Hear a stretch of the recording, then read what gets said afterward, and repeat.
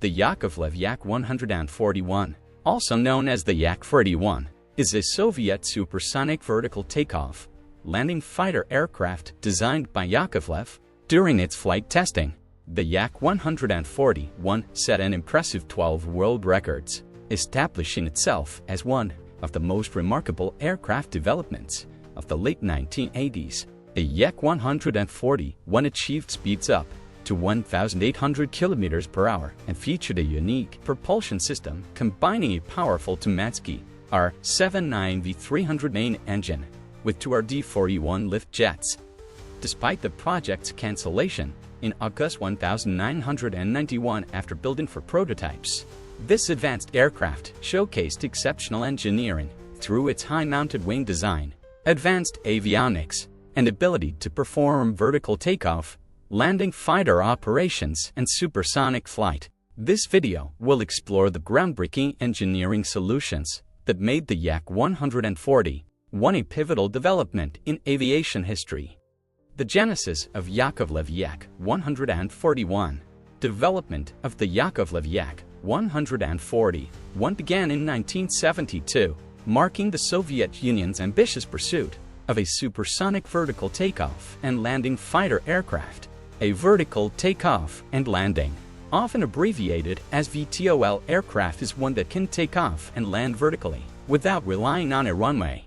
That aircraft, initially designated as Product 48, emerged from specific requirements of Soviet naval aviation. The Soviet Navy sought a fleet defense fighter capable of operating from their Kiev-class aircraft carriers. This requirement stemmed primarily from the need to enhance naval aviation capabilities in existing platforms. The aircraft needed to perform both vertical takeoff and landing operations while maintaining supersonic performance capabilities. Furthermore, the specifications demanded a combat radius of up to 900 kilometers and a payload capacity of 2,600 kilograms. The Yak-38, a predecessor to the Yak-141, presented several notable operational limitations that heavily influenced the design and technological advancements of its successor. Among its constraints, the Yak-38 had an operational radius restricted to just 100 kilometers, a factor that significantly limited its tactical versatility. Additionally, its endurance under tropical conditions was exceptionally brief, lasting only around 15 minutes, which posed serious challenges for deployment in warmer climates. The aircraft also suffered from a short-lived engine lifespan of approximately 22 hours, which not only hampered its operational efficiency, but also increased the logistical burden of frequent engine replacements. Furthermore, the Yak-38 was plagued by poor reliability and substantial maintenance demands, making it a challenging platform for sustained use in a military context. These pronounced shortcomings provided critical lessons that shaped the development of the Yak-141. The new design emphasized the integration of advanced control systems to address the deficiencies of its predecessor. Automated flight modes were introduced to enhance ease of operation and improve performance. Engine synchronization became a pivotal feature, ensuring the lift crews and lift engines operated in harmony, thus stabilizing movement and boosting overall reliability. These innovations represented a significant leap forward as the Yak-141 sought to overcome the operational and technical hurdles that had constrained the Yak-38. Initially, Yakovlev explored multiple configurations for the Yak-141. The design team evaluated a twin-engine setup but subsequently rejected it due to potential asymmetric thrust issues during engine failure scenarios while landing. The engineers ultimately selected a single-engine configuration supplemented by lift jets for vertical operations. The cockpit layout initially mirrored the Yak-38 miss, though production variants were planned to feature an entirely new digital system, including a helmet-mounted sight.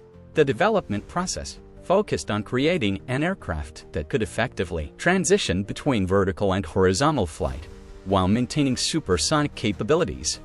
The design phase culminated in an aircraft measuring 18.3 meters in length with a wingspan of 10.1 meters when unfolded. The maximum takeoff weight reached 19 5 tons, enabling the aircraft to achieve speeds of 1,800 km per hour at an altitude of 11 km. Additionally, the weapon system accommodated various ordnances, including R-77, R-27, R-60, and R-73 air-to-air missiles.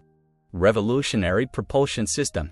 The propulsion system of the Yakovlev Yak-141 combined 3 engines in a unique configuration, marking a significant advancement in VTOL technology. The powerplant enabled vertical takeoffs with weights up to 15,800 kilograms. The primary powerplant, the Tumansky R-79V-300 turbofan, delivered 108 kilonewtons of dry thrust and 152 kilonewtons after burning. This engine represented a substantial leap in VTOL propulsion technology, primarily through its ability to maintain afterburner operation at any thrust angle. Specifically, the R-79V-300 achieved 80% of its cruise rating during vertical thrust operations. Two Rudbinsker and -41 lift engines, each generating 41.7 kilonewtons of thrust, complemented the main powerplant. These engines were mounted at an 85-degree angle behind the cockpit, with their nozzles capable of vectoring rearward to 24 degrees from vertical for stall operations. The aircraft's configuration featured several key engine components, each with specific thrust outputs. The R-79V-300 engine, when operating in dry mode, delivered a thrust of 108 kilonewtons, while the same engine produced an enhanced thrust of 152 kilonewtons when utilizing its afterburner. Additionally, the RD-41 engines, which were used as auxiliary lift engines, each provided a thrust output of 41.7 kilonewtons. The thrust vectoring system incorporated several innovative features. Notably, the main engine nozzle could deflect 65 degrees downward for short takeoffs and 95 degrees for vertical landing. The vectoring mechanism utilized to counter rotating stovepipe sections positioned between the core and afterburner.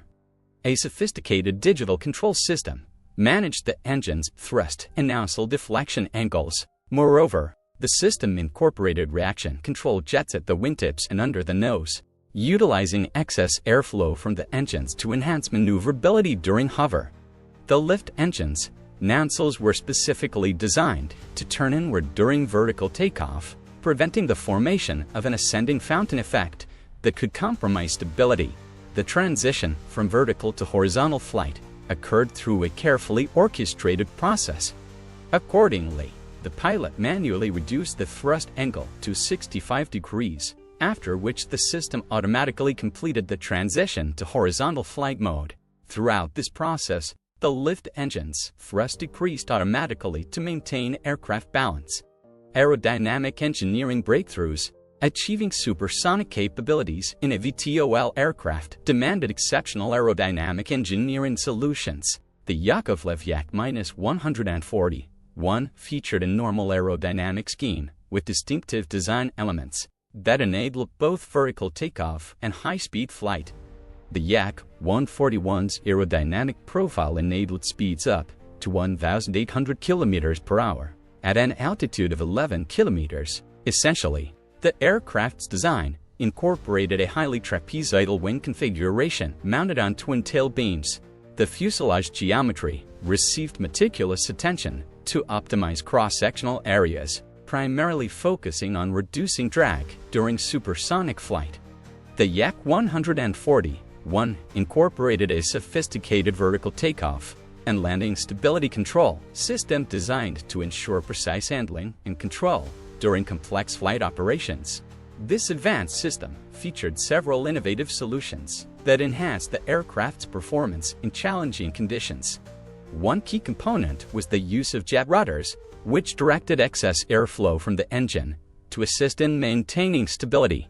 This approach allowed for responsive adjustments in flight attitude, particularly during hover and low-speed maneuvers. In addition to jet rudders, the Yak-141 was equipped with a highly advanced digital flight control system, which played a critical role in managing the intricacies of hovering and vertical flight. This system allowed for real-time adjustments to flight parameters, enabling the aircraft to maintain steady positioning during vertical takeoff and landing phases. Another significant innovation was the implementation of differentiated thrust control mechanisms, which ensured that power was distributed effectively across the lift and propulsion systems to stabilize the aircraft under various flight conditions. Unlike conventional aircraft, which rely heavily on traditional control surfaces such as ailerons, rudders, and elevators, the Yak-141 employed traction control jets to achieve superior stability. These jets were strategically positioned at the wingtips and beneath the aircraft's nose, providing fine control over pitch, roll, and yaw during VTOL operations. By integrating these advanced systems, the Yak-141 achieved a level of stability and control essential for safe and efficient performance in vertical and hovering flight regimes. The wing configuration of the Yak-141 was designed to strike an optimal balance between its supersonic performance and vertical takeoff and landing capabilities. The wings featured a high-mounted trapezoidal design, a choice that contributed to the aircraft's aerodynamic efficiency and structural stability during high-speed flight. When fully unfolded, the wings span 10.1 meters, providing the necessary lift for efficient maneuverability and performance across various flight regimes. Additionally, the wing surface area measured 40 square meters, a dimension that supported both stable hovering and supersonic operations. The high-mounted wing design, simultaneously foldable for carrier operations, enhanced both aerodynamic efficiency and practical utility. The optimization process incorporated sophisticated mathematical modeling through the RQPMIN code, which utilized Lagrange-Newton optimization techniques. The sustained turn rate, specific excess power, and maximum Mach number served as primary performance control constraints. The aerodynamic configuration underwent extensive refinement through wind tunnel testing and computational analysis, resulting in an aircraft that maintained stability across its entire flight envelope. The design synthesis evaluated multiple parameters to achieve optimal performance characteristics. The final configuration achieved a balanced compromise between vertical takeoff capabilities and supersonic performance requirements, with the aircraft demonstrating excellent combat maneuverability. Material science innovations. Material science played a pivotal role in the Yakovlev Yak-141's development, with advanced composites and alloys forming the backbone of its structural design. The airframe incorporated 26% composite materials by weight, marking a significant advancement in Soviet aerospace engineering.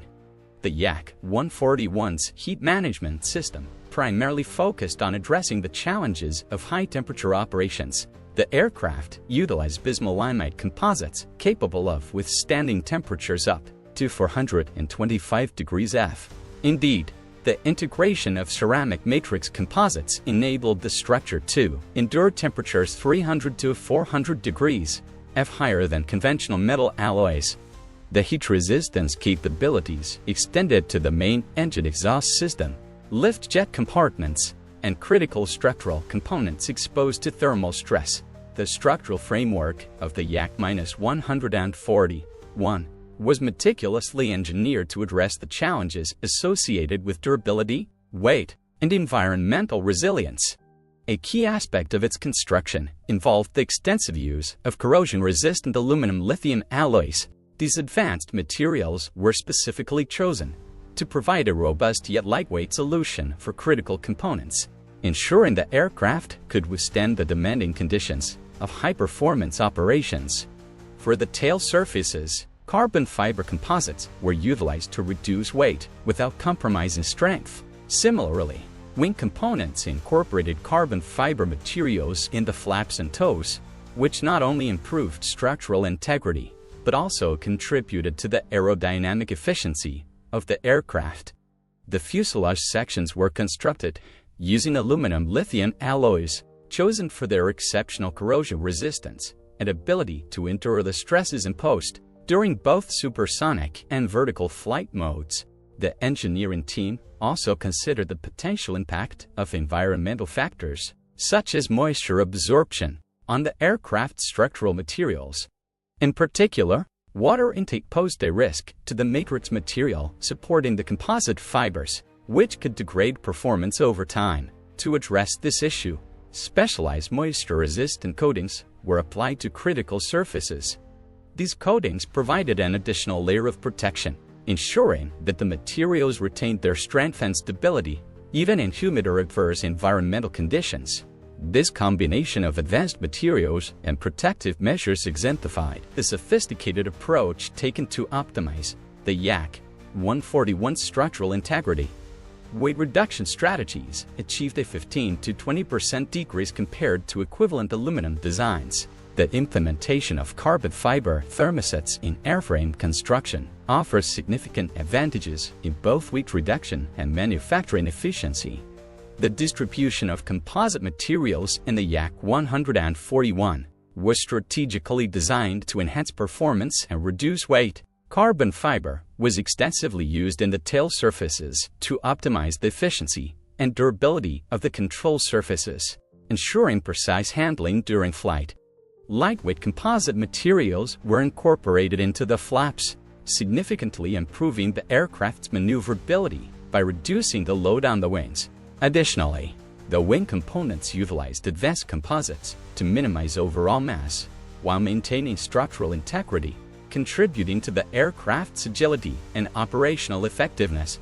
The material selection process prioritized strength-to-weight ratios, with fiber volume content in unidirectional prepregged materials ranging between 55 to 57%. Furthermore, the digital 3-channel engine management system incorporated lightweight components without compromising structural reliability. The integration of these advanced materials represented a significant leap forward in Soviet aerospace technology. The structural solutions implemented in the Yak-141 later influenced Western aircraft design, particularly through the Technical Assistance Agreement between Yakovlev and Lockheed Martin. The agreement specifically covered data exchange regarding ground effects and structural design methodologies, highlighting the significance of these material science innovations. Control system engineering. Advanced control systems formed the backbone of the Yakovlev Yak-141's operational capabilities. The aircraft incorporated a sophisticated triplex digital fly-by-wire system that managed both conventional flight and VTOL operations. The flight control architecture featured a triple redundant digital system that coordinated all three engines. This system achieved a remarkable safety factor. The control architecture of the Yak-141 was a sophisticated system designed to ensure seamless and reliable operation under all conditions. It included digital computers responsible for processing flight log computations, enabling precise adjustments to the aircraft's performance. Sensor arrays played a critical role in monitoring the aircraft's position and attitude, providing real-time data essential for stability and navigation. Actuator systems were integrated to manage both control surfaces and engine functions, ensuring smooth and responsive handling. Additionally, redundant power systems were incorporated to provide a reliable backup power supply, safeguarding the aircraft's functionality in the event of a primary system failure. This advanced control architecture supported both manual and automatic flight modes, allowing the Yak-141 to operate effectively in all weather conditions, whether during the day or at night. The transition phase presented unique engineering challenges, primarily because the aircraft remained inherently unstable during this critical period. The digital system controlled the main engine's thrust vectoring from 0 to 95 degrees for VTOL operations. First, the system initiated transition at an airspeed of 100 to 110 miles per hour, when the fixed wing generated sufficient lift. Second, the rotors gradually lock into a streamlined position. Third, the rear propellers maintained forward thrust.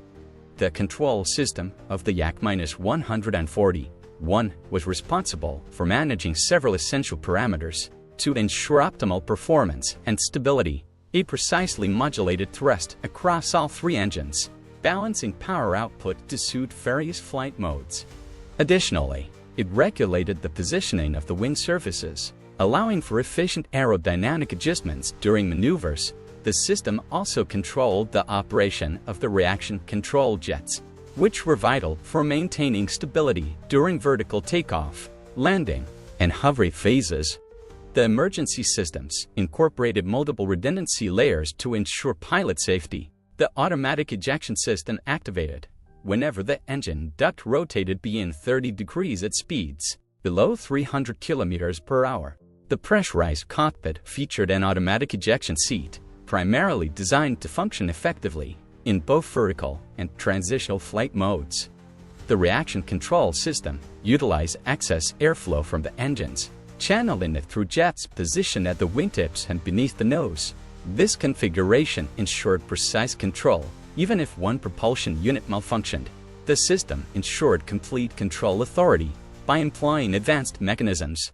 It utilized differential thrust management to balance engine outputs and maintain stability during complex maneuvers. Automated power redistribution allowed for seamless adjustments to meet varying flight demands, enhancing efficiency and responsiveness. Additionally, the integration of emergency backup modes provided a failsafe to preserve control in the event of system malfunctions, ensuring reliability under all operational conditions. The control system demonstrated its effectiveness during the aircraft's first shipboard trials on the Admiral Gorshkov in September 1991. Throughout testing, the digital control system successfully managed the complex interplay between conventional flight controls and VTOL operations, establishing new standards for advanced fighter aircraft control systems. Testing the refinement process. Rigorous testing shaped every aspect of the Yakovlev Yak-141's development, beginning with extensive wind tunnel experiments and culminating in record-setting flight demonstrations. The testing program spanned from 1987 to 1991, validating the aircraft's innovative design features and operational capabilities. The wind tunnel testing phase primarily focused on evaluating the aircraft's aerodynamic characteristics across multiple flight regimes. Engineers conducted comprehensive tests in the NASA land leaf divided by stall wind tunnel, examining hover conditions and forward flight configurations. The testing methodology for the Yak-141 was comprehensive, covering a wide range of parameters to evaluate performance and reliability. Pitch attitude was tested within a configuration range spanning from -16 degrees to 20 degrees, while yaw angles were assessed across a range from -2 degrees to 6 degrees. The total test duration amounted to 660 hours, of which 70 hours were dedicated specifically to rotors on testing. First, the engineers evaluated forces and moments from predetermined trim attitudes. Second, they adjusted control positions to achieve 1G lift conditions. Third, they analyzed pitching moments and drag characteristics within uncorrected test data balance accuracy. For prototypes emerged from the development program, to two designated for static testing and two for flight evaluation. The first prototype undertook its maiden flight on March 9, 1987, beforehand completing extensive ground testing. The second prototype, designated Yak-41 commenced flight operations in April 1989. During the testing phase, several technical challenges were identified that required further attention. One issue was hot gas ingestion, which occurred during vertical takeoffs and affected the aircraft's performance. Additionally, the afterburning exhaust led to runway surface degradation, posing concerns for long-term operational sustainability. The testing also highlighted the need for refinements to the control system, particularly to improve performance during the transition phases between vertical and horizontal flight. The flight test program reached significant milestones, with the Yak-141 setting 12 world records in April 1991. Among these remarkable achievements, the aircraft successfully demonstrated its ability to perform vertical takeoff and reach an altitude of 12 kilometers. The program involved a comprehensive evaluation process, which systematically assessed key operational aspects, such as vertical takeoff and landing procedures, short takeoff operations, transitions to supersonic speeds, and the aircraft's hovering capabilities. The first shipboard trials commenced in September 1991 aboard the Admiral Gorshkov, although these tests validated the aircraft's carrier operations capability. They encountered significant challenges. On October 5, 1991, following a hard landing, a fuel tank ruptured on the second prototype, resulting in a fire that necessitated pilot ejection. The testing program validated the aircraft's ability to achieve speeds up to Mach 1.7 and demonstrated maneuverability comparable to contemporary fighters. Nevertheless, financial constraints in August 1991 curtailed further development. Following this, Lockheed Martin entered into a technical assistance agreement with Yakovlev, primarily interested in the Russian company's software programs concerning flow fields and ground environment effects. Engineering limitations, structural complexities, and operational demands pose significant engineering hurdles for the Yakovlev Yak-141. The aircraft's sophisticated design, primarily focused on achieving both VTOL and supersonic capabilities, introduced numerous technical limitations that affected its operational effectiveness. The thrust-to-weight ratio requirements played a crucial role in shaping the design parameters of the Yak-141 for heavy-lift vertical takeoff and landing operations. The aircraft was required to achieve a thrust-to-weight ratio of at least 1:6. In gusting conditions, however, maintaining stable control necessitated an even higher ratio, ideally 2:0. These power requirements had a significant influence on the aircraft's design, as the installed thrust-to-weight ratio ranged from 1:2 to 1:5, with control authority set at a minimum of 1:6. For optimal gust response, a ratio of 2:0 was recommended. The transition phase between vertical and horizontal flight posed considerable technical challenges, primarily because the wing had to operate at large, post-stall angles of attack, which added complexity to the flight dynamics. Additionally, the design team encountered difficulties with the initial single-engine configuration, which proved inadequate for the demands of vertical flight. These early challenges led to a re-evaluation of the propulsion system to meet the specific needs of VTOL operations. The aircraft's VTOL capabilities required making several performance trade-offs. Thrust-borne flight, essential for vertical takeoff and landing, led to an increased mass fraction of the propulsion system. This, in turn, resulted in higher energy consumption during both takeoff and landing phases, ultimately reducing the overall mission efficiency. Furthermore, the integration of VTOL with conventional forward flight added substantial mechanical complexity, which significantly raised the associated costs. Striking the right balance between forward flight performance and hover efficiency was crucial, as lower disk loadings, while beneficial for hover, also made the aircraft more sensitive to gusts, requiring careful consideration in the design process. Engine deterioration emerged as a critical maintenance concern. The power available decreased between 4% to 9% due to erosion before requiring engine replacement. The maintenance challenges faced by the aircraft were multifaceted. Airframe deterioration, particularly from rotor blade erosion, led to an increase in hover power requirements by 1%. Additionally, environmental factors contributed to accelerated wear on various components, shortening their operational lifespan. Maintenance in remote areas also posed significant challenges, as the logistics and accessibility of required parts and tools were often limited, further complicating upkeep and repair efforts. The aircraft experienced weight growth at a rate of 1% to 2% annually, depending on its initial size and mission adaptability. This growth pattern projected weight increments of 10% to 20%, above the initial design empty weight over a decade of service. The operational environment significantly affected maintenance requirements. sand and dust presence in operating areas accelerated erosion rates, affecting both airframe and engine performance. The maintenance challenges intensified in remote locations, where access to specialized tools and expertise remained limited. The power plant deterioration necessitated a 5% power allowance to accommodate engine erosion, airframe degradation, and maintenance-related performance losses. Straight away, this requirement impacted the aircraft's operational readiness and mission capabilities. Soon, these maintenance demands influenced the aircraft's operational costs and availability rates.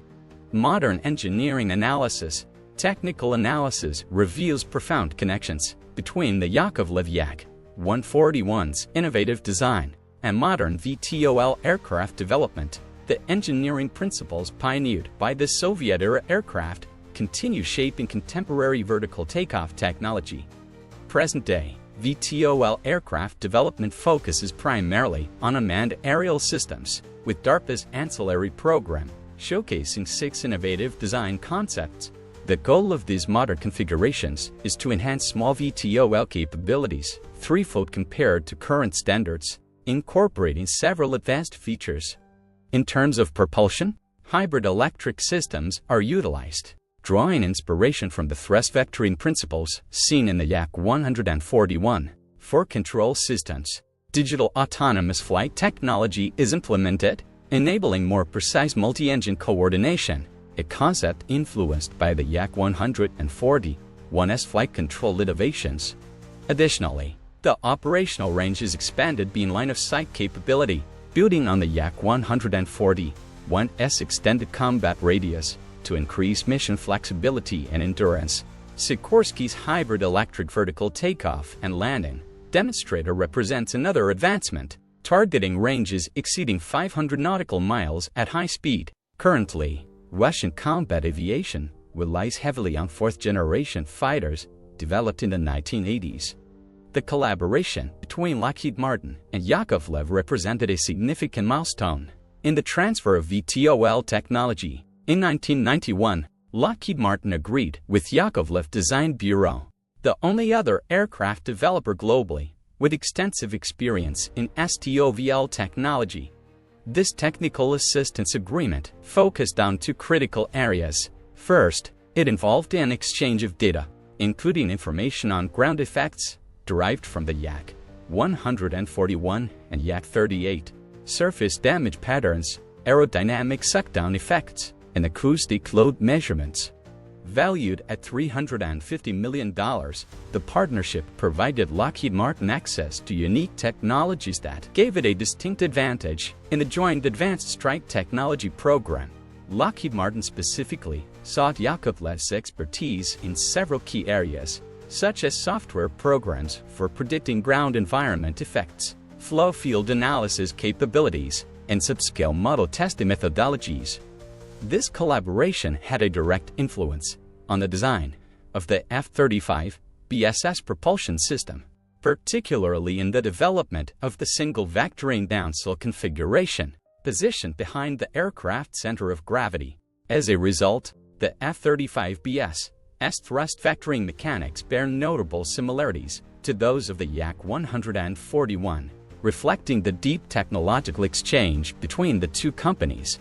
Russian aerospace continues to explore new applications for VTOL technology, with Yakovlev currently considering the revival of the Yak-141 design as part of its development efforts for a 6th-generation fighter.